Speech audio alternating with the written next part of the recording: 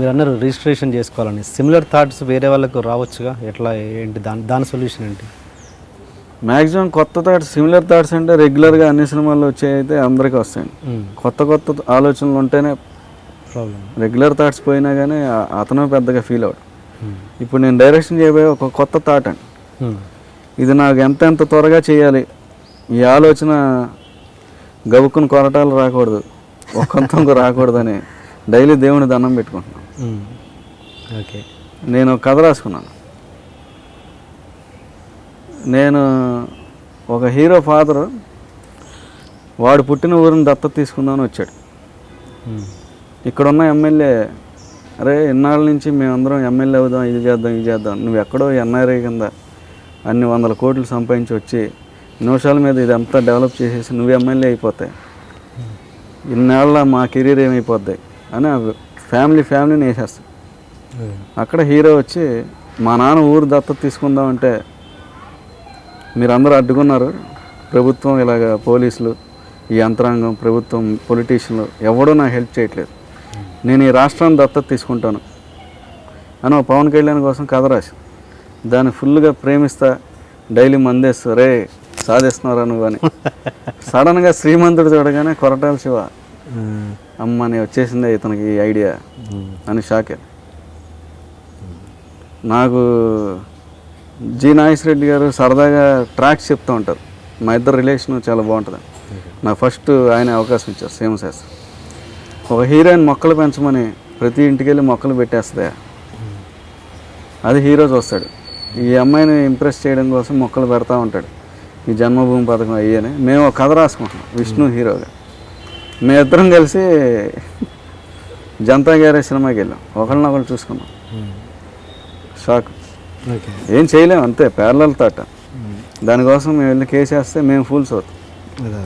ఒక అద్భుతమైన ఐడియా ఒకళ్ళకి వచ్చింది.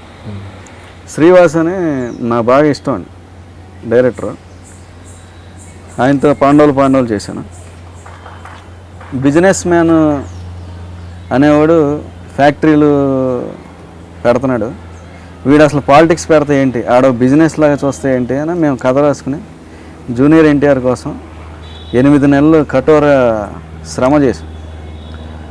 ఇప్పుడు నేను ఆయన ఐమాక్స్కి అప్పట్లో వెళ్తూ ఉండేవాడు 8:45 షోకి. వెళ్ళగానే బిజినెస్ మ్యాన్ జెండా పాతేంగా అది ఇదనగానే శ్రీవాస్ గారిని అలా చూసాం. ఇంకా ఈ ప్యారలల్ థాట్ ఏంటంటే, ఓకే మన థాట్ జనాలు నచ్చిందా లేదా అని మేము అనుకుంటాం. ఒక థాట్ పోవడం వల్ల వచ్చే నష్టం ఏంటంటే బాగా ఎక్కువ ప్రేమిస్తే వస్తుంది మళ్ళీ ప్రాబ్లం.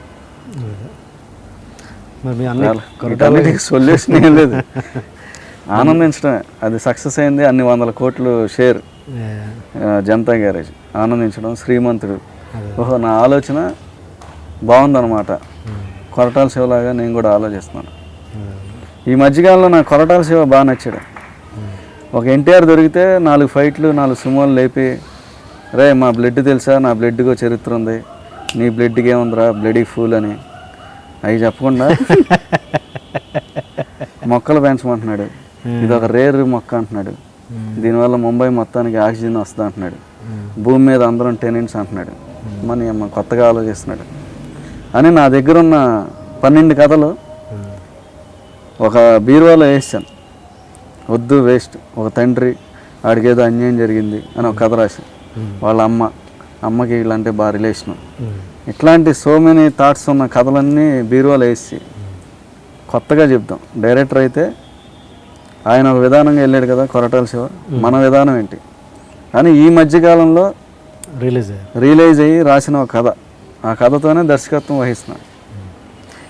అలాగే దర్శకత్వం వహిస్తూ కూడా డైలాగ్స్ రాస్తాను. ఎందుకంటే నేను రాజ్ కిరణ్ గారికి మాట ఇచ్చాను, నా బాగా సింకేరండి, మీరు జెన్యున్గా ఉన్నారు, ఓ ప్రాజెక్ట్ ఎక్కిచ్చారు, మీకు రాస్తాను సార్. నాగేశ్వరరెడ్డి, నువ్వు డైరెక్టర్ అయిపోతే ఏంటి పరిస్థితి, మళ్ళీ నాకు సింక్ అయిన వాడు దొరకటం కష్టం, మీకు రాస్తా సార్. అట్లాగా నన్ను నమ్మి ఎవరు వచ్చినా కూడా నేను ఎంత బిజీగా ఉన్నా కూడా నేను డైలాగ్స్ రాద్దామని ఫిక్స్ అయ్యాను. బాహుబలి డైలాగ్ రైటర్ ఎవరు అనగానే అందరూ ఒకళ్ళనొకళ్ళు చూసుకుంటున్నారు. బాహుబలి డైలాగ్ రైటర్ ఎవరు తెలుసా? తెలియదు. అన్ని 100 కోట్లు వసూలు చేసి అన్ని ప్రపంచ దేశాలు సినిమాలు చూసిన ఆ సినిమాకి ఒక డైరెక్టర్కే వాల్యూ వచ్చింది, కానీ ఒక రైటర్స్కి వాల్యూ రాలేదు అంటే అది రాజమౌళి గారు నేను తప్పు పట్ల. యా